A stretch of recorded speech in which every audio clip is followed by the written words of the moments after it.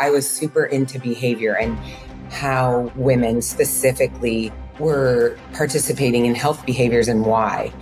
I was saying to myself, like, I feel like we do this all wrong. I feel like women participate in health behaviors like exercise, let's say, to lose weight. Then the weight loss makes them feel better about themselves. Shouldn't it be the other way around? Shouldn't we be teaching them to feel better about themselves so that they make a health behavior change? The women who were adhering, if you will, did so because of the way they felt about their self and their self-worth. And those were the words they used. So that's what made me think we need to teach self-worth before we slam them with, you need to lose weight and you need to do this and you need to do that. No. Hey everybody, this week I am joined by Dr. Jennifer Huberty, a leader in the digital health space, 2 decades of experience shaping the intersection of science and wellness, has been at the helm of science at Calm and Flow, and is now the driving force behind Fit Minded Inc., guiding digital health companies with a unique blend of academic insight and industry savvy. Dr. Jennifer, or Jen, shall I call you? It's a delight to have you on the podcast. Given the quality of what we've just been talking about off air, like, I dread to think the quality of this podcast when we start. It's going to be amazing.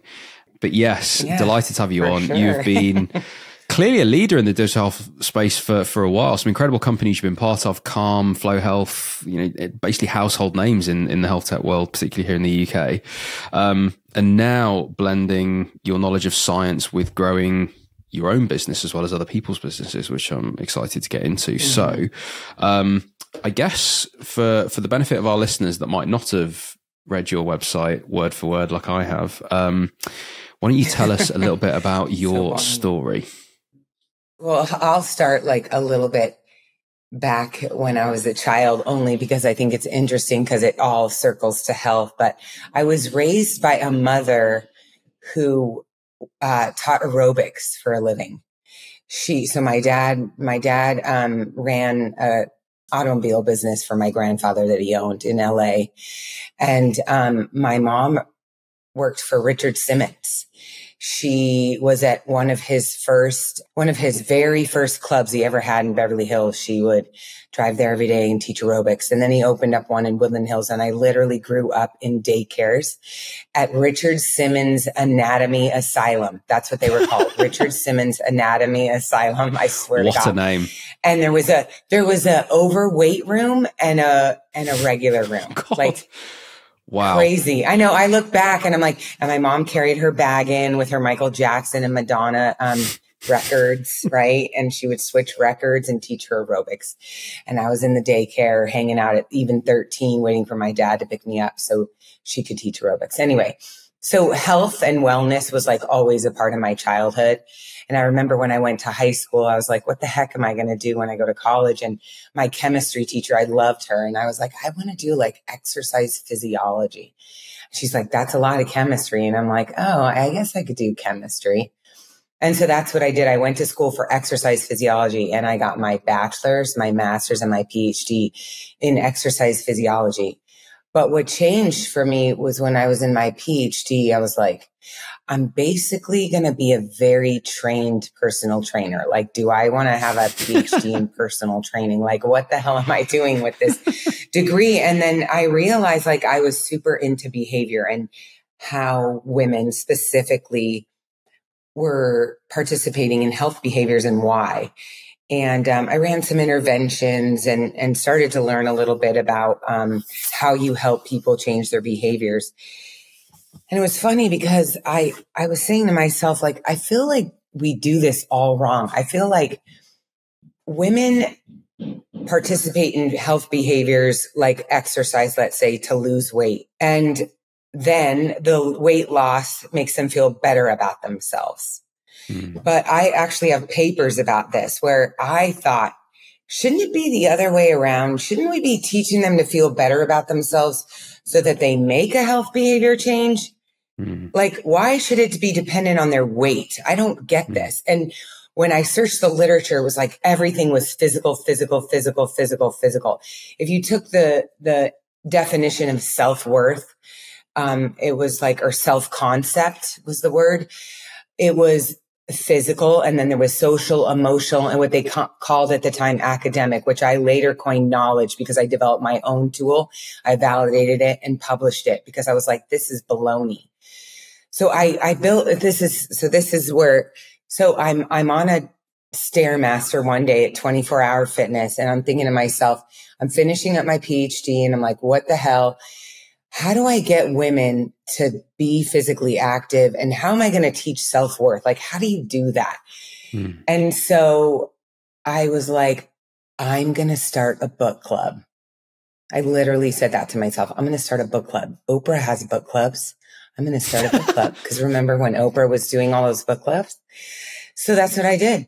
I started a book club in Omaha, Nebraska.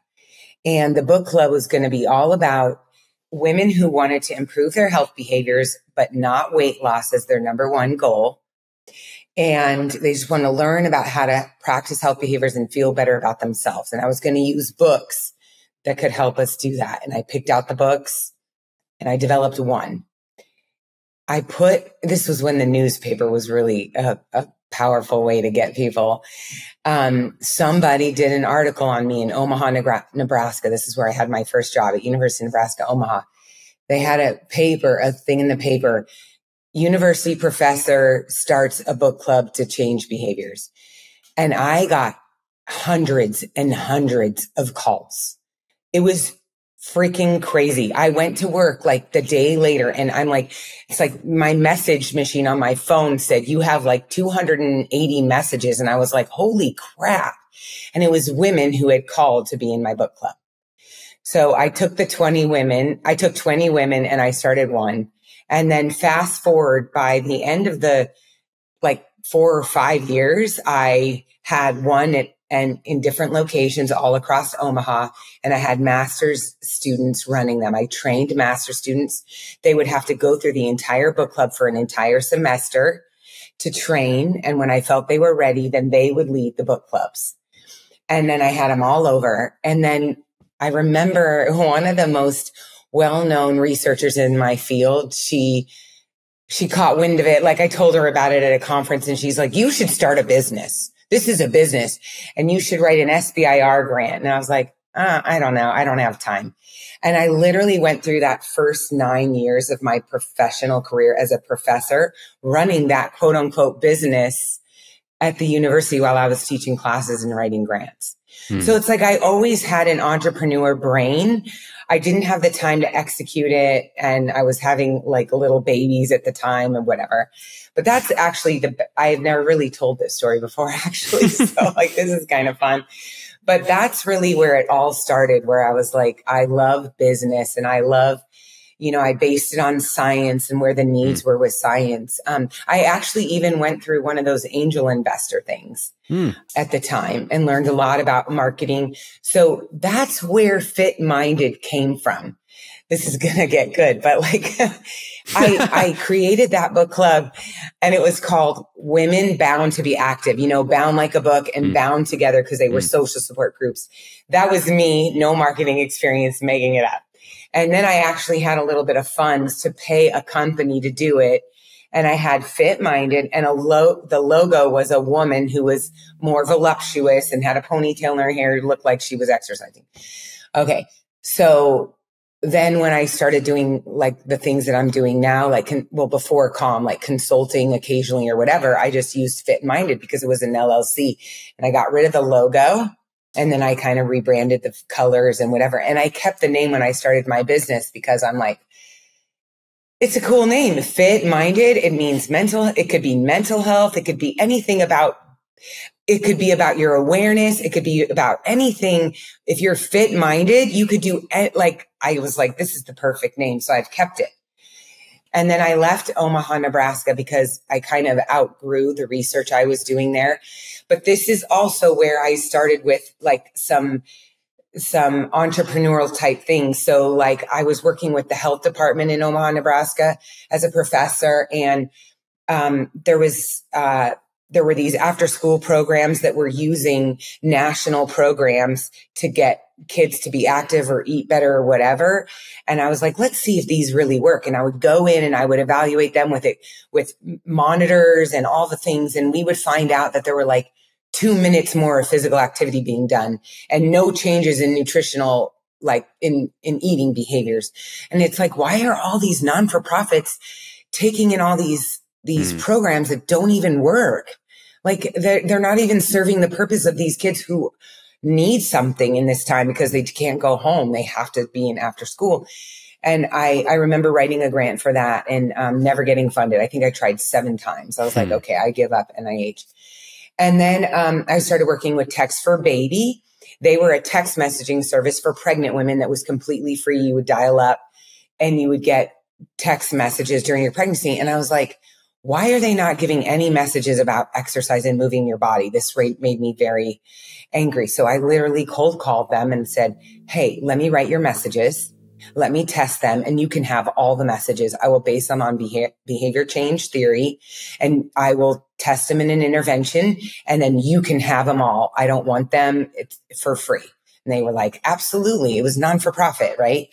So we did a study on that and we learned that texting them and using the messaging, it helped increase knowledge and education, but not necessarily behaviors. And we published that. It was we would call that a null finding paper because you didn't get the results that you wanted to get, which that women would be more active. And that ended up having me as the associate editor for translational behavioral medicine because they were giving me kudos for the fact that I was publishing null findings. Everybody's like, don't publish that. And I'm like, no, I'm publishing it because people need to know that if you text women this much, it's too much. If you text them this much, it's okay. Like, how are we going to learn that if I don't tell you that what I thought was going to work didn't work? So that was like all my, business sense. Right. And then when I was in Omaha, I had a stillborn baby. My daughter, Rain, would be 13. She was full term. She was born 2 days before her due date. Just a super traumatic event. Obviously, they say that stillbirth is the most traumatic event a woman can go through. Definitely changed my life. Has taken me a long time to get where I am, like till today to get where I am, right? Like every day is another day. But what happened there is I started to like rethink what I was doing. So not rethink, but like I started to branch out a little bit more. So I was going to therapy, which was doing me no good. It was like ripping a Band-Aid off every week, rehashing what happened to me and crying all over again. And then, getting better for 7 days and then going in and talking. It was just horrible. And I remember my counselor said, go to yoga. And I was like, I am not going to yoga. It is not exercise. I'm an exercise physiologist and I exercise. I am not going to yoga. And, I went to 24-hour fitness the first day I went to yoga to do the Stairmaster for 45 minutes before I went to yoga because I was convinced it wasn't going to be an exercise. And I went to this studio. It was power yoga and I was in for my life. It was horrible. I mean, it was horrible. It was really hard. There was no music. You were listening to your breath. It was torture.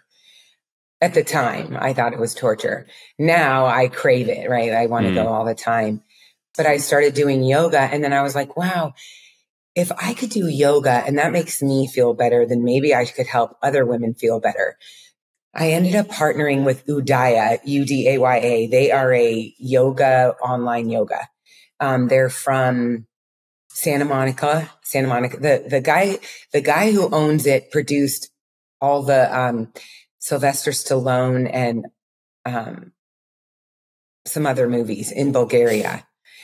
Anyway, super nice guy. I randomly wrote him an email and asked him for 100 memberships for free, and he gave them to me. And then he invited me to Bulgaria, and I went, and I was in yoga videos. So if you go online right now, you can find me in those yoga videos.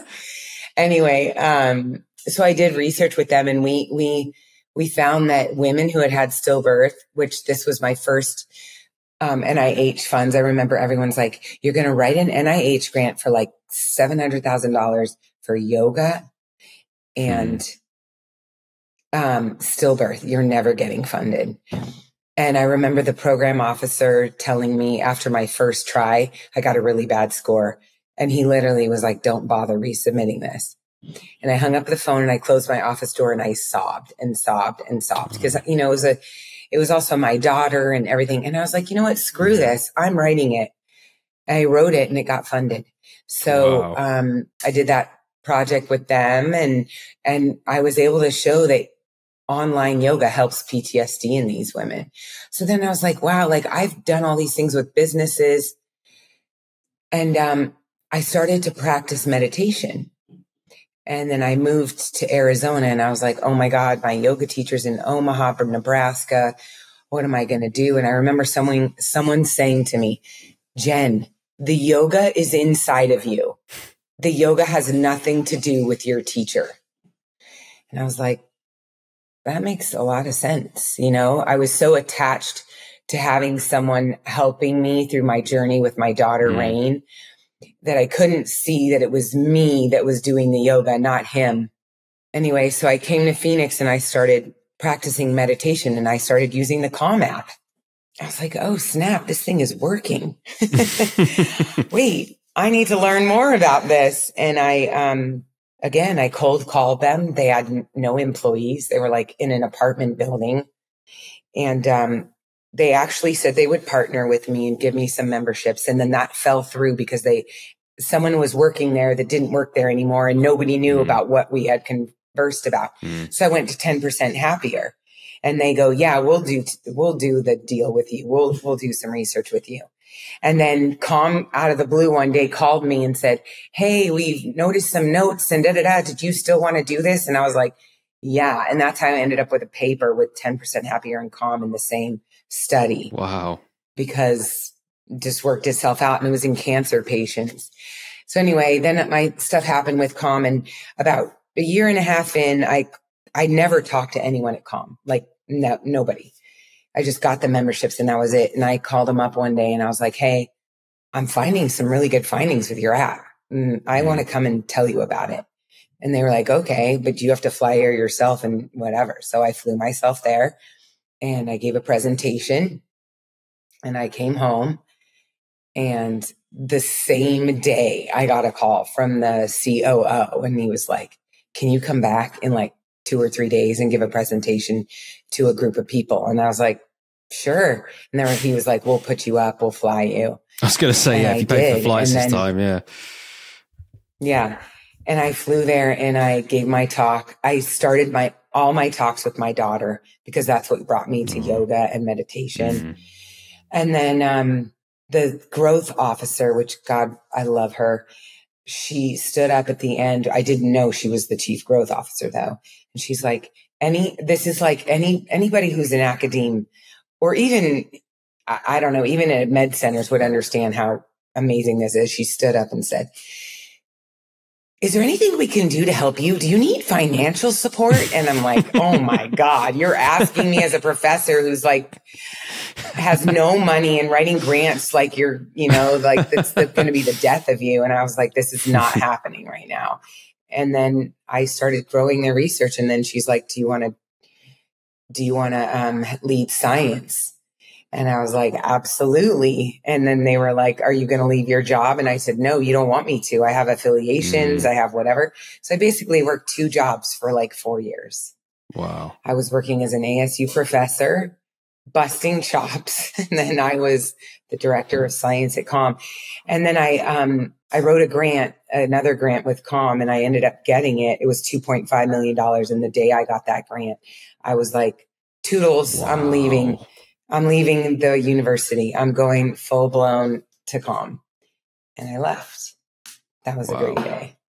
I bet. Yeah. So that's how I ended up at Calm. Long journey. I want to go right, but I know there's more to your story, which we'll come to. But whilst we're at this pause point, I want to go right back to when you had the book clubs, I should say. Okay. when you put that ad out, and I'm just interested here, right?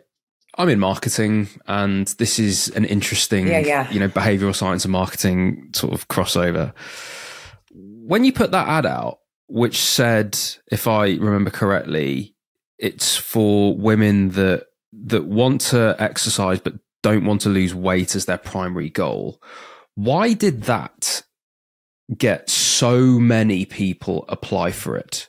What was it about that advert that, I don't know if you ever, like, did you decode this as to like why was that so popular? Why was that such a vacuum for people? Yeah, I'll tell you why. Like, I mean, I didn't like test it or anything, but it's because it gives women like release and like, I can do this and I don't have to have this goal that I don't know if I'm going to achieve. And if I don't achieve, I'm going to feel like crud about myself. That's why I gave them an out. Like, you can come still talk about health behaviors and you can be supported by other women, and your weight doesn't have to be the focus like it always is, basically. That's really what it was. You know, I did some qualitative research and with some of these women, and like at the end of the day, women that were changing behaviors were doing so because, this whole self-worth thing came from some other intervention I was doing where I followed up with women. It's like, why did you not keep doing this program that you were in for 12 weeks or whatever? And the answer was the same. The women who were adhering, if you will, did so because of the way they felt about their self and their self-worth. And those were the words they used. So that's what helped them to do it. So that's what made me think we need to teach self-worth before we slam them with, you need to lose weight and you need to do this and you need to do that. Yeah. No. Yeah. So like one of the books we used was Nora Ephron's book. She's passed, but she was really funny. And this book was called I Feel Bad About My Neck. And she had a section in there where she talks about women and their big bags and how big women's purses are. And what the heck do you put in that purse? Like, why do you carry around a blow dryer? And like all the ridiculous things that women carry around in their purse. And so for me, I would take that and say, okay, ladies, funny chapter, haha. But also, what do you carry around in your purse? In your head, what are your stories that you're telling yourself about your weight and about yourself as a woman and how you should and shouldn't be? What are you carrying around? What's your baggage that you're carrying around? And we would have those discussions in the group. So it was very much a enlightened, also like take a look at the mirror, also self-reflection, also forgiveness. I mean, we would write letters to partners about the support that they needed, or their children or whoever. I would have them write letters and share them so that they could practice going home and asking for, I need to make dinner at 6:30 tonight because instead of 6, because I want to take some time for me, and nobody's going to die. And everything's going to be okay. You're allowed to take care of yourself. Like, those were the things that we were doing, which, to be honest, women still need right now. It's not like it's any different. No, indeed. So there's such a huge element of community in that as well, isn't there? And like, you're selling so much that isn't just a book club. In fact, you're hardly selling a book club at all. You're selling everything that book club actually brings. It's funny as well. It reminds me of, there was a quote I heard on a podcast the other day, which was what was it? You only want to get rich because you're expecting to feel a certain emotion that money gives you. I was thinking about that, like, it's an attachment. It's so true. Like, you're only just in search of feeling a certain way at the end of all this anyway. Like, whatever it is that you're seeking because you're assuming some emotion at the end of it, be that satisfaction, be that relief, be that, I don't know, whether you want to feed other desires and pleasures and all the rest of it, what that brings you, but which you don't need. And you don't need any of it. You can bring that to yourself in any moment if you so choose. You have to do the work. It's not, Indeed. It's not like, like, let's be real. It's not like I'm going to sit here and go, I feel like I just got $1 million. Like, you know what I'm saying? Yeah, like, no, all the right. feelings. You do have to do the internal work, right? Because life is going on around us. But yeah, if you're willing to do it, you know, like I literally, I feel, I don't want to say this, like, but I feel happy 99% of the time. Like, I don't really, that's just me personally, but I also like, I like last week, I felt disconnected from myself. I was feeling a little uneasy because, you know, depending on my business, if it's fast or slow, it's like, I really love the fast, right? And if I have way too many calls that I can take and way too many things on my plate, it's like, yes, I'm killing it, you know? And it was kind of like slow because we had just finished a bunch of projects and nothing's changed financially, just slower. And I started to feel this disappointment and I started to ask myself, what is this? Like I literally had to say, what is this emotion, Jen? It's not sad. What is it? It's not sad and happy. Get deeper. And so I started to do that. And then I was like, well, the only way I'm really going to be able to get at this is to tap into myself. So I journaled. I journal to my soul. I know that sounds funny, but I journal to my soul. My soul has a name. It came to me in a dream and I journal to her. And it's like talking to your inner child, right? It's like, you know, what is this feeling that I'm having or what are these things? And literally out of the page came the answers. And it only took me a few minutes because I am tapped into myself and I do have these practices. So it doesn't take me too long, but like the next morning I woke up and that feeling was gone. What did you identify that feeling as, out of interest? Because that's incredibly relatable, by the way, that, you know, when you're too fast and you're too busy and when it slows down is when it's a sense of almost like not anxiety, almost trepidation or loss. Yeah, I guess. Yeah. I mean, like, yeah, it's like, is this like a little bit of worry? And also like, but it was more of me saying like, you know, to myself, you know, why do I always have to be going fast? And literally the answer was like rest. Like it's okay to rest, number one. And number two, like you already did all the things. You're already doing all the things. The things are done. It's just going for you now. Like you can't keep doing your life. Like you're doing, it's showing up for itself. You started a company a year and a half ago and you're funding like 2 full-time employees.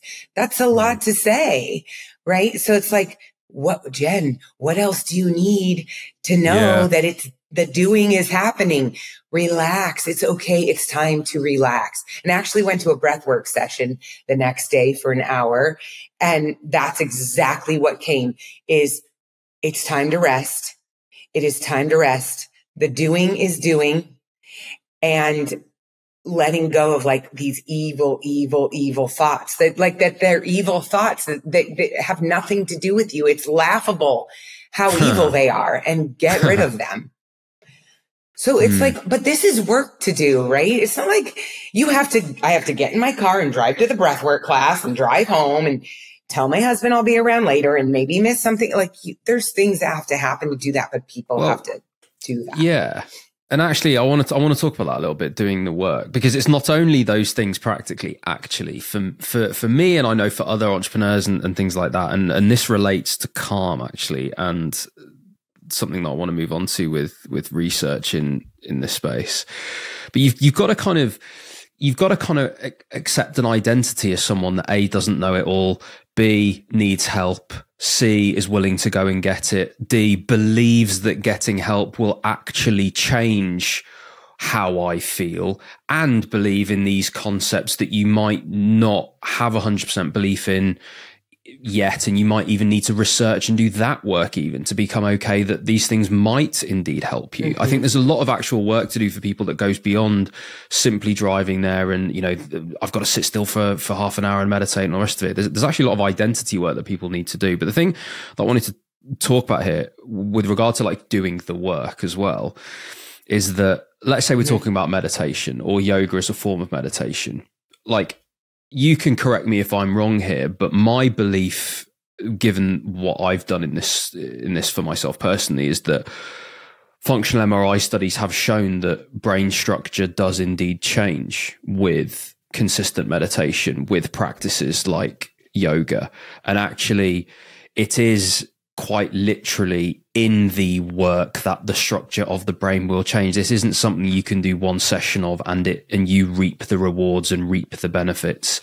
This is something that you need to put time into. So I guess my question here is, when you were directing science at Calm, be it these functional MRI studies or be it different studies in different things or whatever it is, what were the sorts of things that you were researching and directing here? What were the practices of science that you were directing? Because I imagine that what Calm was trying to do was, I guess, in some way justify the product, the technology, the practices of meditation in some form, but also probably trying to sell and do different things and create more impact with what they were trying to do. So yeah, I'm interested in your thoughts on that mixed bag of stuff.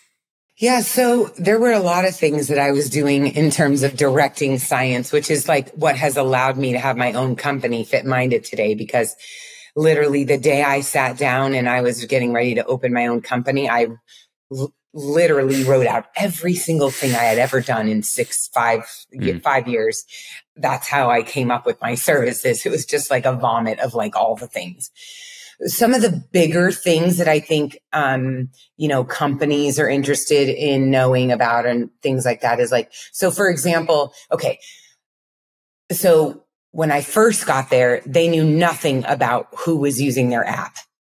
And mainly because a lot of companies are in the same boat. They don't really ask demographics.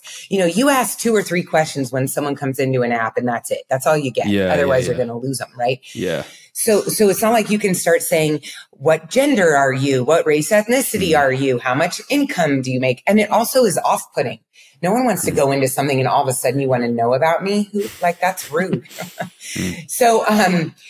So the marketing team was putting together a survey and I was like, can I look at it? And they showed me it and I was like, this isn't really going to get you anything. So I was like, would you mind if I helped write the survey? And they were like, absolutely, take it, do it. So I wrote the survey where I was asking self-reported questions about why did you come to Calm? Obviously demographics, but why did you come to Calm? Like, how has Calm helped you? Granted, it's self-report, but who cares? They didn't have any knowledge of anything. Yeah, right. We had like 11,000 people complete the survey and publish the paper immediately on what are our users look like and why are they here and what are they doing? And paper's been cited a lot. And then another, this is kind of funny. So Michael and Alex, the CEOs at the time, they're the nicest guys. I don't talk to them anymore, but like they were just so nice. I really loved working with them. Such good humans. Anyway, I was like, I remember saying to Alex, they were like, oh, we're an app that helps you sleep. And I'm like, how do you know that? And they're like, well, Matthew McConaughey is helping women sleep. They're telling us. And I'm like, yeah, they are telling you that. And I'm sure it's great, but like, we don't really know if you can help people sleep. And they're like, well, how do you find that out? And I was like, well, you have to do a randomized control. Like literally, if you want to go that far down the road, you got to do a randomized control trial in sleep disturbed adults. And then you have to compare it to control group. And they were like, oh, how much would that cost? And I'm like, well, I don't know. I can probably do it pretty resourcefully. So yeah. Well, if you submit it to the NIH, you could get $2.5 million, but it'll take you 7 years to get there and your product won't even exist anymore. Anyway, so we did the study and literally Calm reduced sleep disturbance in sleep disturbed adults. So that was another big study. And then the other thing, and this was a lot of these people aren't there anymore, but there was a gentleman there that was the CMO, and he had cancer actually, and he had worked at the NIH. He was a cool dude. At first we didn't click, but then we clicked. And he was like, Jen, what can I do for you? Like, what do you need? Helps you can get us the outcomes that you need. I was like, get me a big box company. I need a big box company. You need to get me a deal. We need B2B outcomes because D2C is not like we have the outcomes for that already. We need B2B. So he got me into a big box company and I wrote a couple papers on return on investment for Calm. It's, a lot of that company, every company is this like, it's like the people that are there, right? Like it's, people make up that's the company. Anyway, he was awesome. He's moved on. He's like a president in another mental health company now. But so that was another study. I also was, before they did mood symptom tracking, I suggested mood symptom tracking, but not in those terms. But I gave them a presentation about how there's nothing tangible for meditation. So to get people to do things, you have to give them something to show that they're having improvements. And you can't really go, oh, I go to the refrigerator and I go to open it and I'm more mindful and I realize I'm not hungry and I turn around and I have a glass of water. Like that's meditation that does that, right? Or my son is 14 and driving me absolutely bananas right now and thinks he is so experienced and I can either lose my poop right now or I can be non-reactive and speak to him kindly. That's meditation. You can't really measure that on an app, right? How do you get the general public to see that? And especially if most people don't even know if they're doing meditation right. So it was like, so then we did the mood symptom tracking. I also helped them with the languaging for behavioral languaging for like questions to go on to different things in the app. Like I would sit with the product team or the content team and stuff. So there were a lot of things behind the scene that I wasn't just running studies. And that's the thing now that I have my own company. Someone will say, can you write a grant for me? How much do you charge for that? Or can you do a study for us? How much do you charge for that? And it's like, I will do a needs assessment. I will build a strategy. If those things are in the strategy, because that's what's right for your company, absolutely, I can do that. But no, you can't hire me to do a grant. No, you can't hire me to do a research study. I don't do that. I'm not going to come in and just do something. For me, that's a Band-Aid. Like these people like that I work with, CEOs, they have these big dreams, just like Michael and Alex and Calm. And some of them flop and some of them don't.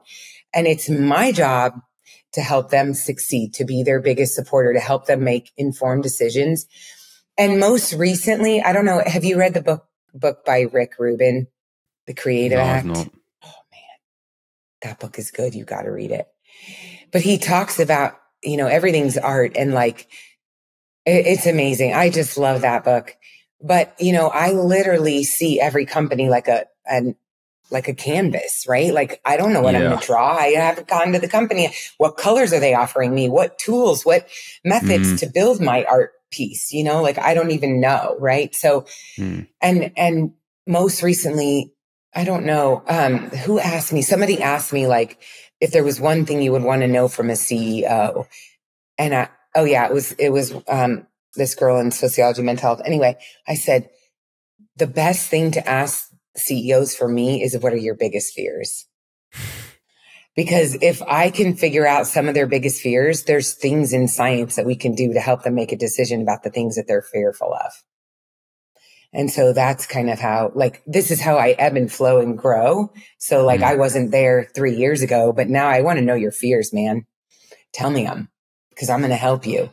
So anyway, all this comes from the mindfulness stuff. It all comes from like awareness. Yeah. To me. With that framework, I'm interested. So how big was Calm when you entered and got in there? Sounds like it was very early on. 20 people.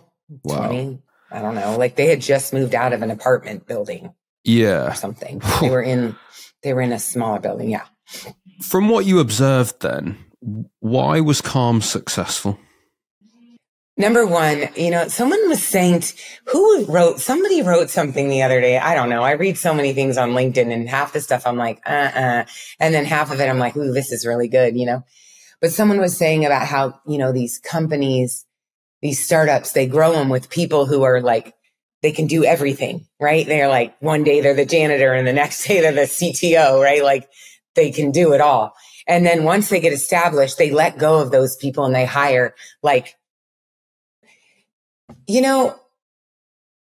I could see how that happens, but also at Calm, they had some pretty, if I can say, badass people working there. Like, the people that were there when I was first there that are now, most of them are now gone, but like, a lot of them are doing very well for themselves. And granted, they have XCOM on their name, but they're not just like working jobs, like developing their own apps. Like one of the gentlemen who was, he had a PhD and he did data sci, and he has his own app now with an engineer that was at COM back in the day, who was also the engineer who helped me build my control group that I use for all my studies and I still get to use.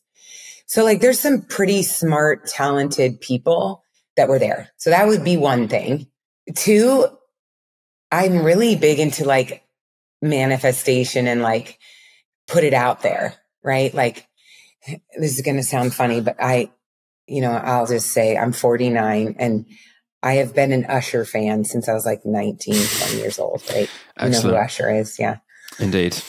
Okay. Fully aware. And he's really popular right now because he was at the Super Bowl. Yeah. Yeah. He calls them day oneers. The people that liked him from day one are day oneers. I'm a day oneer. Okay. Just want you to know. Hopefully Usher's going to listen to this podcast. But he was talking last week on like a post about how he used to walk around with his mom and tell everybody he's going to be an artist. And his mom would be like, why do you keep saying that? You're not even, and he'd be like, cause I am. And if I don't believe it, who else is going to believe it? And like basically how he manifested that. Right. So I'm like really, really big into that. So I used to go to San Francisco to the meetings at COM. I would go like every 2 to 3 months. And, Michael and Alex, man, they were on fire. I always had goosebumps. They had all these big dreams and they were like making them like they were just so inspiring. That's another thing that made them successful. 110%. I give them kudos for the way they believed in themselves and their product and what they were doing.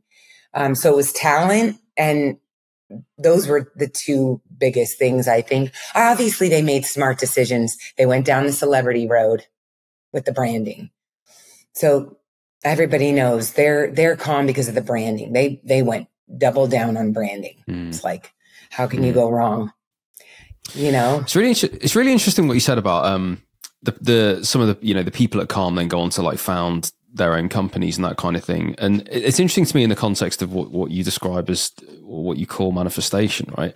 There's something as well, just I think, about belief. Like when you've been in a company and you've seen, and yes, you can observe how they dealt with product and how they dealt with finding the value propositions and how they sold and you can learn those practical skills from people. I think though, when it's a factor of good leadership, isn't it? Like inspiration, as you just talked about, and inspiring people to follow you, but then also inspiring them to just go and start their own businesses. We, in the UK, we've had a huge health tech company go down. They were in the US as well, called Babylon. And, they went down in flames. But when you look at the roster that they had of individuals and what they have gone on to do, the CEO of Babylon is well known to have been incredibly good at sales, incredibly good at inspiration, incredibly good at vision, like all those things that has galvanized like a huge amount of people to tackle what was at the time a wild assumption that a computer could be a doctor and a doctor could be a computer. Like an absolutely crazy thing to have said back then, which then evolved to making healthcare affordable and accessible to everybody. And that vision and language changed certainly. But, the initial premise like ruffled a heck of a lot of feathers, and it was truly disruptive, but galvanized, like, honestly, it's like a who's who of health tech when you look at like ex-Babylon people here in the UK, with all of the startups they've gone on to start, all of the leadership positions they've gone on to take, and the things that they are doing. Like, it is incredible. And I think there are these characters, aren't there? These characters where, they've been important, and we're lucky in healthcare because these types of characters don't go on to form hedge funds, and they don't go on to form these companies that, create more wealth for people with wealth, or whatever it is, right? We're fortunate that those types of characters in healthcare turn around and inspire more people to build more technology to do more good. And that is a beautiful thing. And that story that you told there about,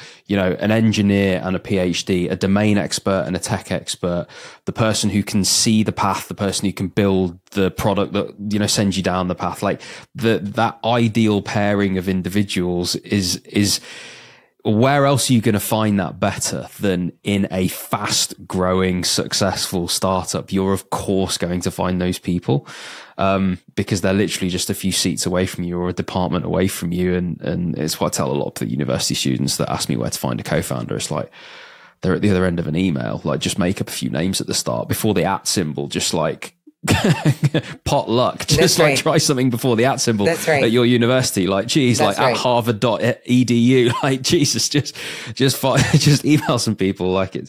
But yeah, at startups, it's there for you, isn't it, as well? And that coupled with the inspiration of an incredible founder, like, it's crazy what that does. Like, it really is for what, especially from what I've seen in the space recently, the amount of startups that have been created. So yeah, I don't know what that is in behavioral science terms, like inspiration and leadership. I don't know what that is. It's a collection of things, isn't it? And it's human nature, of course. We're tribal beings. We want to follow the person that we think is going to lead us to safety or to lead us to somewhere better or whatever it is. But yeah, it's super interesting. Yeah, it's interesting that you're saying this because, like, you know, here I am trying to, like, you know, help these CEOs, and, you know, I'm involved with a couple of companies right now. They're definitely growing and they're going to do well. Like, you know, there's no doubt about it.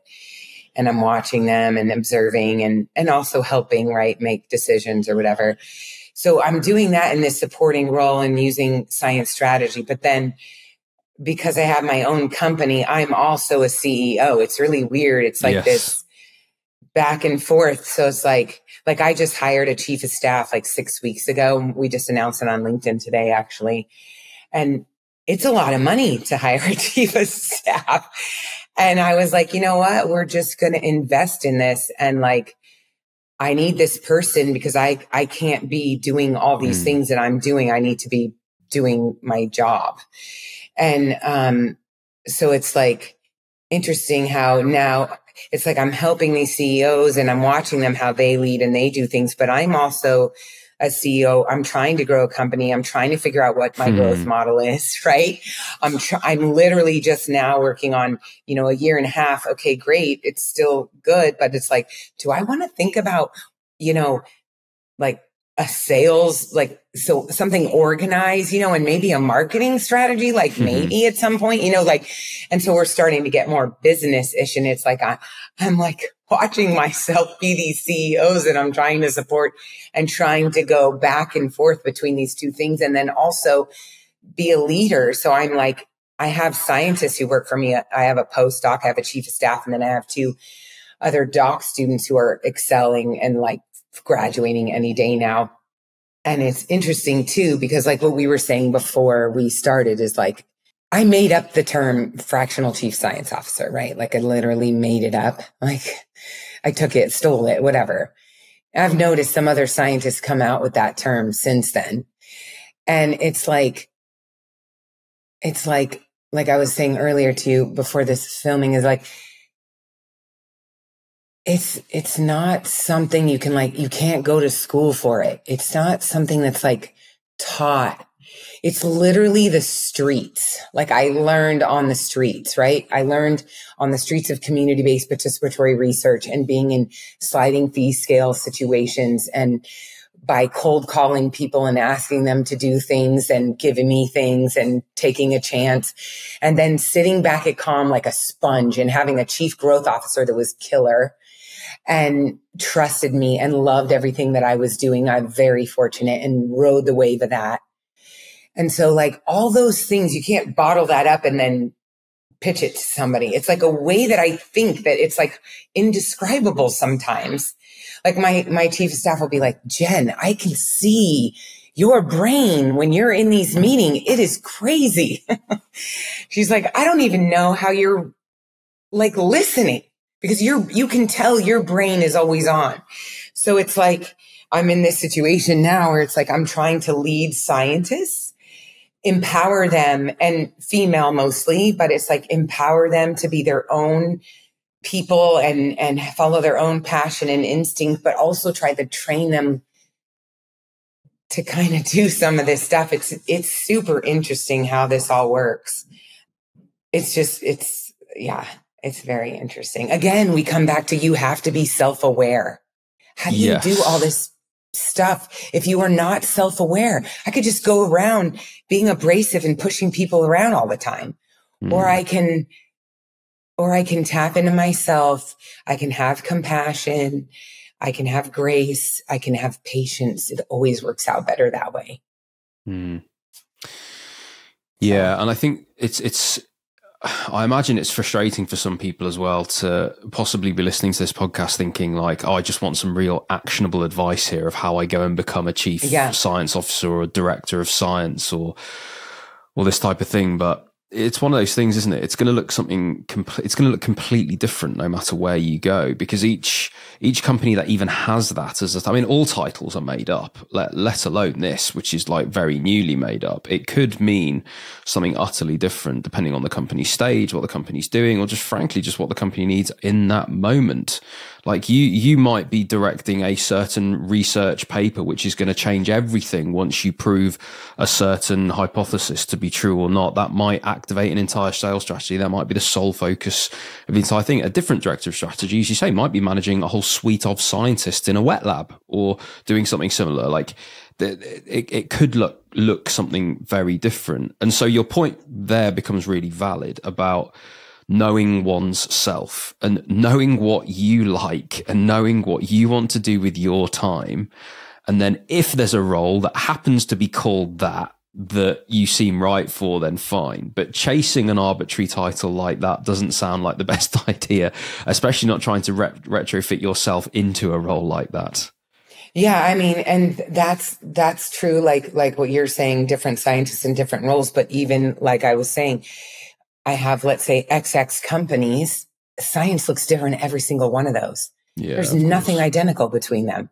I don't go in and do the same thing at every company. It's just, it doesn't exist, and sometimes I'm like a CEO. Yeah, no, of course. But just out of interest, how, for let's say, scientists that are listening that have an interest in technology, they might have an interest in mental health, they might have an interest in women's health, they might have an interest in any specific technology, maybe a specific clinical area, like they might have a specific interest and they might actually know of a few companies in that space. If those individuals that are listening that fit that category do genuinely believe that they would be incredibly fulfilled working in a startup like that and actually providing scientific value, and they're willing to do that in many different capacities, what is your advice actually about approaching companies like that? I mean, what's the best way to even do that? And how would you go about even showing value to those types of companies? Is it a case of like learning as much as you can and trying to go with your own value proposition of here's how I could add value? Or do you more advocate for kind of slowly building network and being in and around them and meeting them informed? Like what's the best way for them to actually go and even think about getting a job at one of these places? The reason I ask is because breaking into health tech is such a big topic, and I'm so frustrated with myself because I do not have the answer. I don't know the best way, because you're right, it's Wild West. Yeah. And I don't think I have the answer either, in the sense that it is tough to do. I mean, like I would say, number one, you have to put yourself out there. So somehow before, like if you're in a scientist situation, before you can even go and like say, I could help you do this, you got to have something to stand on. So it's just like when you're growing up as a scientist, you got to publish things before people will consider you a scientist. Because I remember when I was first out of school, I wanted to go on like a presentation tour. I wanted to give presentations about self-worth and physical activity and all that stuff. And I kept getting the same thing. You need more publications. You need a book. You need something. You need whatever, right? So it's like you have to have something to stand on. That's what happens with some of the young scientists who are like going from a PhD to a postdoc in industry, and they might have like a 3-month postdoc and they think they're ready for industry. It's like, no, that's not right. Like it does, in my opinion. This is my opinion. Right. Everybody has their own. So I just want to be but they're not ready, because because who I think would be ready or is ready is able to think business strategy. Like, because so many times I've gone into 2 companies so far. No, 3, sorry. 3 companies so far that I've had to literally clean up shop. Wait, actually 4. So 2 of them have science teams. They have complete teams, and I'm going in there and cleaning everything up. I'm helping people work shoulder to shoulder. I'm getting everything organized. They're like, one company's like doing random science that has nothing to do with business priorities, and no one can figure out why they're not getting where they need to go. So hunkering them in, and even like, I'm trying to educate them, but I'm still getting emails about, let's do this. And like, what does that have to do with sales?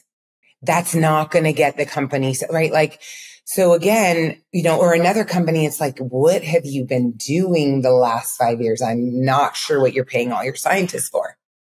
What are they doing? Like, what the heck? I'm reading white papers going, you cannot publish this. Like, do not tell this story. This is not going to help you. It's just going to set you back. So that's been super interesting. And so that's what happens is scientists go into a company and they're just thinking about science. They're not thinking about the strategy. Now, keep in mind, that was me. It's not like I knew it from the start. When I came to Calm, I wanted to do research with cancer and Calm. And I did do all the things for business because I was a sponge and I started to grow it, right? No big deal. But when I first came in there, I was like, oh, cool. I could do my own research, Genta. Calm. And it's like, it did go over well. And I'll tell you that there's still some things that were developed, and I think that looking back that things probably would have been different because I had niched a market, and I was telling them that then, and I'm advising other companies similarly on how to niche a market and differentiate yourself. But again, some companies, Calm included, okay, they are moving so fast on the train. Like the train goes by so fast. So there's no slowing down to do some of these things. And that's why now with health tech, it's like, slow down.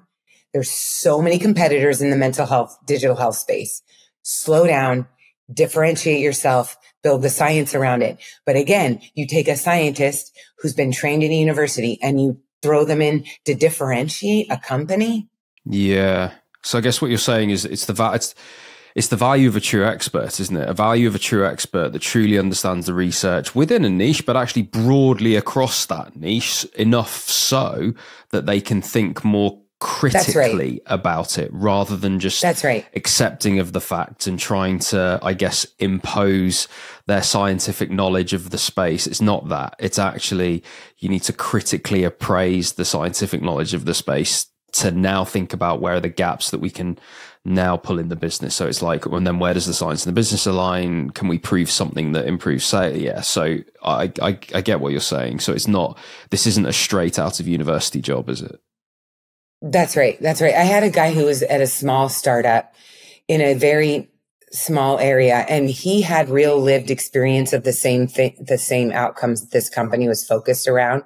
And he wants to be, growing himself as a scientist in the field. And he's like, oh, I should grow here and grow here and grow here. It's like, no, look at where you are right now. You're differentiated just because you have a real life experience and you're at a company doing this that's super small, but you could grow yourself in this niche. There's enough out there in this one niche. I don't know any other scientists doing that. And you know it better than anyone else. You know why? Real lived experience.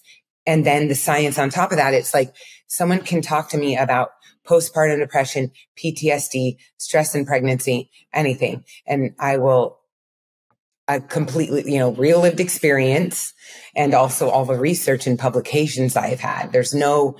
So I said to him, stay where you are, keep differentiating yourselves. And that's the biggest thing I tell scientists. What's your differentiator? You better find one. Same thing I tell companies. What's your differentiator? Nobody cares if you reduce anxiety. if you're not different than anybody else, because there's so many tools to quote unquote reduce anxiety, but we don't really even know if they do actually reduce anxiety. It's funny because it's almost a business principle as well, isn't it? Because who cares if there's another marketing agency that does healthcare?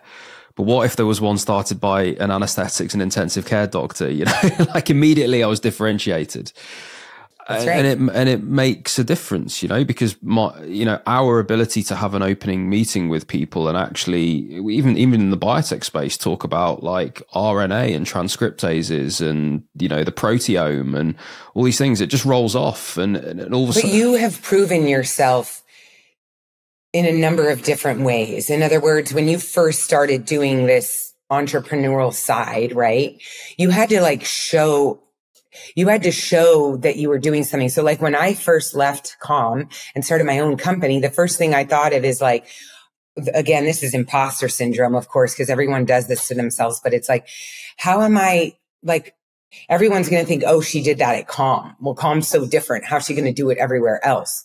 And, you know, I published like 45 papers for them, but I've been out a year and a half in my own company. And I think I've published 15 to 20 papers across the companies that I've had. So it's like, now I can say, okay, I did it there. I can do it at a mom and pop shop, and I can do it at a series B, and I can do it at a pre-series. Like, give me the situation, I'll make it happen. Right.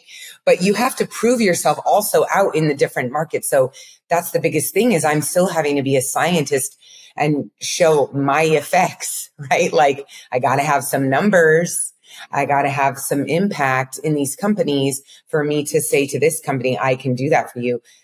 Now they know, right? Now they understand. So for you, you've done it here, and then you did it here, and now you're doing it here. It's like, oh, well, this makes sense. This is what this guy does. So you see what I'm saying? So that again takes talent and a different way of thinking just to have that. In our last few minutes, I want to talk to you about what you're doing now a bit more specifically. Science strategies to help CEOs is a phrase that you've said and that I've read on your website. What are science strategies that help CEOs? What does that even mean? Yeah, that's a really good question. I'm working on that on my value proposition. I'll get back to you. Just kidding. I'm joking. So I think what at the end of the day is like, you know, again, I've mentioned this, but helping CEOs differentiate themselves in their market. And so there's a lot of ways to do that, but it's also understanding that when you make business decisions, you want to do them in the most informed way. That doesn't mean I have to do a research study and look at the effects to make a decision. It just means I need to do my due diligence. So for example, my app does this. Okay, well, the customers that are coming to your app, are you solving their problems? You're assuming their problem is what you say you're solving. But have you asked them why they're coming? Have you asked them the benefits they're having? You could say that you're reducing, let's say, anxiety, but they're actually coming for the social community. They're actually coming because it's a hip, cool place to be. I don't know, but you have to do the homework and you have to figure that out, because what happens is there's broader markets to reach to, and there's a better way to be within your market, right? So customers is a big thing. Sales, like I am a salesperson and I'm selling to you, and you're telling me why you can't buy my service or product. What do I do with that? Those are called pain points, right? Well, what do I do with that? I need some information from somebody so I can overcome the pain point. What do I say back to this person?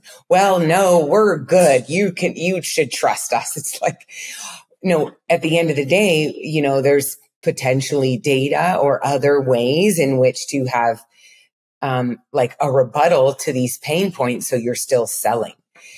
And I'm telling you, this is coming.